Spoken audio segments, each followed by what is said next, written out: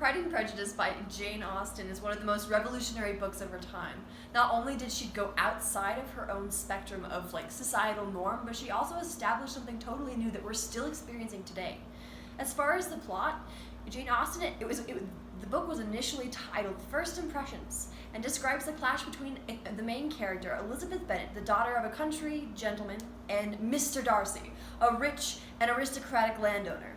Although Austen shows them intrigued by each other, she reverses the convention of first impressions, pride of rank and fortune, and prejudice. Against Elizabeth's inferiority of family, hold Darcy aloof, while Elizabeth is equally fired both by the pride of self-respect and by prejudice against Darcy's snobbery. Ultimately, they come together in love and self-understanding.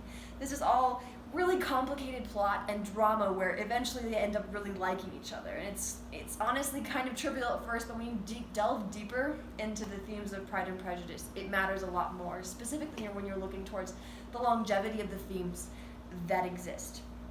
So again, just a little more detail on the plot. It's written with incisive wit and superb character explanations, and she just does a really good job of that. So Pride and Prejudice tells the story of the Bennet family, which is, again, there are 5 daughters. The mother is incredibly ridiculous, and the father is just kind of doesn't really care a whole lot. So you have a really pretty older daughter. The second daughter is our main character. So it just kind of goes through the 19th century. And the plotline as far as themes is there's a really large focus on marriage, which is interesting because, yes, women in that time period was pretty much their only goal in life. Yes, you need to be married to someone who can give you this kind of stability that's really important. So Jane Austen's book is so revolutionary because she goes against that kind of idea. She says that you shouldn't be marrying just for stability or just for that kind of cultural norm. And she displays that through her character Charlotte, which is the best friend of Elizabeth Bennet, who marries some random weird clergyman who she didn't really love, but only married for this kind of stability. So essentially, Jane Austen, in the same time period as the book that she writes in, and the setting and period, she explains why it's more important to go after what you actually want and love in a person, more so than how much money they have.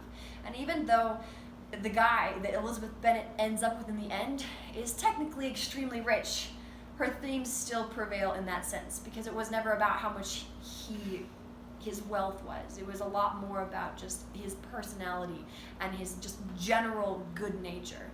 So throughout the book, they have all kinds of issues, including aloofing or eloping, and all kinds of problems with just the issues in their cultural context. But when you look onward, it's all about changing the status quo and revolutionizing the idea. So why do I like Pride and Prejudice? Why is it important still today? It's because it teaches readers that it's about more than what they've been taught.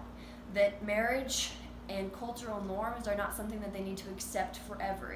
It's your passions and what you care about more is going to prevail over importance levels more than what you've been told forever. So whatever kind of society you live in, it's incredibly relevant to try your best to go after your own pursuits and your own passions. And that's why it's a great book.